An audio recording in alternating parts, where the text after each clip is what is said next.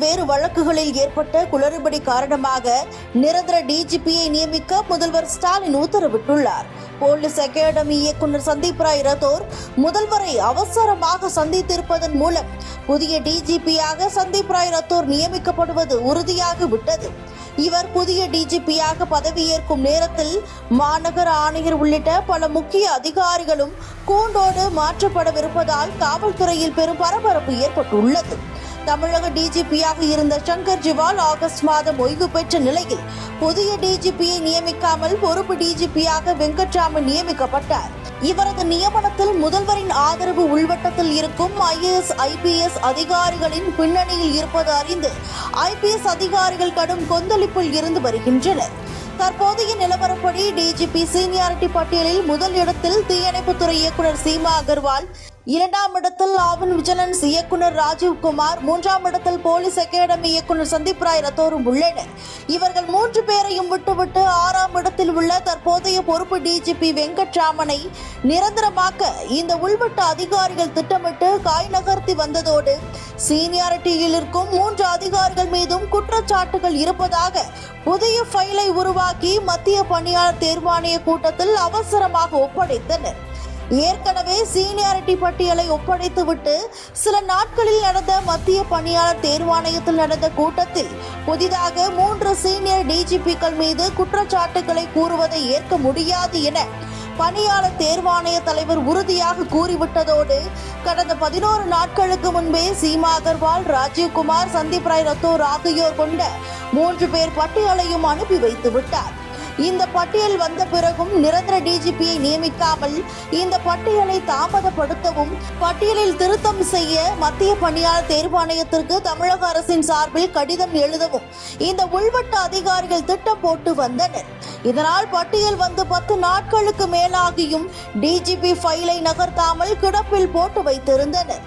மத்திய பணியாளர் தேர்வாணையம் பட்டியலை மாற்றி அமைக்க ஒத்துக்கொள்ளாவிட்டால் உச்சநீதிமன்றத்தில் தமிழக அரசின் சார்பில் வழக்கு தொடர்ந்து பொறுப்பு டிஜிபியை நிரந்தர டிஜிபியாக்கி விடுவது என்ற முடிவோடு இந்த அதிகாரிகள் திட்டமிட்டிருந்த நிலையில் உயர்நீதிமன்றத்தில் நடந்த வழக்குகளில் தமிழக அரசுக்கு ஒரே நாளில் ஏற்பட்ட படு பின்னடைவு தமிழக ஆளும் கட்சி வட்டாரத்திலும் அதிகாரிகள் வட்டாரத்திலும் பெரும் மாற்றத்தை ஏற்படுத்திவிட்டது.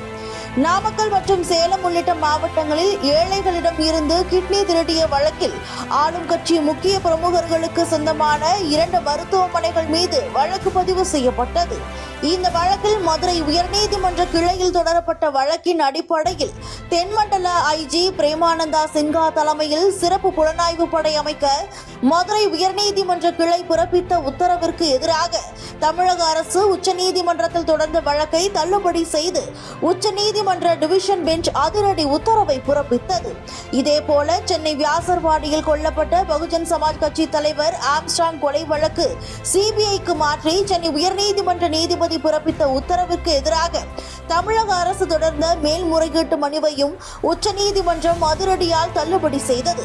இதோடு கரூரில் விஜய் கலந்து கொண்ட பொதுக்கூட்டத்தில் 41 பேர் உயிரிழந்த சம்பவத்தை தமிழக அரசு நியமித்த சிறப்பு புலனாய்வு பிரிவு விசாரிக்க கூடாது, CBI இந்த வழக்கை விசாரிக்க வேண்டும் என பாஜக, தவேக மற்றும் தனிநபர் தொடர்ந்த வழக்கில் பல்வேறு அதிரடி கேள்விகளை உச்சநீதிமன்ற நீதிபதிகள் வழக்கு விசாரணையின் போது கேட்டு தமிழக அரசுக்கு பெரும் சங்கடத்தை ஏற்படுத்திவிட்டனர். மதுரை உயர்நீதிமன்றத்திற்கு உட்பட்ட வழக்கை சென்னை உயர்நீதிமன்றம் எவ்வாறு விசாரணைக்கு எடுத்தது, பொதுக்கூட்டம் நடத்துவது தொடர்பான வழக்கில் கரூர் வழக்கை சம்பந்தப்படுத்தி உயர்நீதிமன்ற நீதிபதி கூறிய கருத்துக்கள் எப்படி பொருந்தும், சிவில் வழக்கை கிரிமினல் வழக்காக மாற்றியதோடு சென்னை உயர்நீதிமன்றம் எவ்வாறு வழக்கு விசாரணையில் தலையிட்டது, இதற்கு யார் அனுமதி கொடுத்தது என்பது உள்ளிட்ட பல்வேறு அதிரடி கேள்விகளை கேட்டதுடன் இந்த வழக்கில் தமிழக அரசு பிரமாண பத்திரம் தாக்கல் செய்ய வேண்டும் எனவும் உச்சநீதிமன்ற நீதிபதிகள் உத்தரவு பிறப்பித்தனர். இதோடு மதுரை திருப்பரங்குன்றத்தில் சாமி கும்பிடுவது தொடர்பாக தொடரப்பட்ட வழக்கிலும் தமிழக அரசு பிறப்பித்த உத்தரவிற்கு எதிராக டிவிஷன் பெஞ்ச் நீதிபதிகள் பிறப்பித்த உத்தரவும் தமிழக அரசுக்கு எதிராக அமைந்துவிட்டது. ஒரே நாளில் மதுரை உயர்நீதிமன்றம், உச்சநீதிமன்றத்தில் தமிழக அரசுக்கு எதிராக பிறப்பிக்கப்பட்ட வழக்குகள் ஆளும் கட்சிக்கும் முதல்வருக்கும் கடும் அதிர்ச்சியை கொடுத்து விட்டதாக திமுக வட்டாரங்கள் தெரிவிக்கின்றனர். இந்த வழக்குகளில் தமிழக அரசுக்கு பின்னடைவு ஏற்பட ஆம்ஸ்ட்ராங் கொலை வழக்கு மற்றும் கரூர் வழக்கை அதிகாரிகள் கையாண்ட விதம்தான் காரணம் என மேலிடத்திற்கு அரசு தரப்பு தலைமை வழக்கறிஞர்கள் தரப்பில் எடுத்து கூறப்பட்டதாம். இதை கேட்ட முதல்வரும் துணை முதல்வரும் கடும் அதிர்ச்சியடைந்தனர். முக்கிய வழக்குகளில் காவல்துறை அதிகாரிகளும் IAS அதிகாரிகளும் தவறான தகவலை கூறி அரசுக்கும் ஆட்சிக்கும் அவப்பெயரை உருவாக்கி விட்டனர். எனவே முதலில் காவல்துறையினர் பிரச்சனையை தீர்க்க நிரந்தர டிஜிபியை நியமிக்க வேண்டும் என முதல்வருக்கு தெரிவிக்கப்பட்ட முக்கிய ஆலோசனை அடிப்படையில் ஒசூரில் நடந்த அரசு நலத்திட்ட தொடக்க விழாவில் பங்கேற்று சென்னை திரும்பிய முதல்வர் போலீஸ் அகாடமி இயக்குனர் சந்தீப் ராய் ரத்தோரை தன்னுடைய இல்லத்திற்கு அழைத்து அரை மணி நேர ஆலோசனையில் ஈடுபட்டார். இதன் எதிரொலியாக நேற்று இரவு 8 மணிக்கு நிரந்தர டிஜிபி நியமனம் தொடர்பான ஃபைலை டிஜிபி அலுவலகத்தில் இருந்து உள்துறை அதிகாரிகள் பெற்று தலைமை செயலாளருடன் ஆலோசனை நடத்தினர். இந்த ஆலோசனை அடிப்படையில் சந்தீப் ராய் ரத்தோரை நிரந்தர டிஜிபியாக நியமிப்பதற்கான ஃபைல் தயாரானது.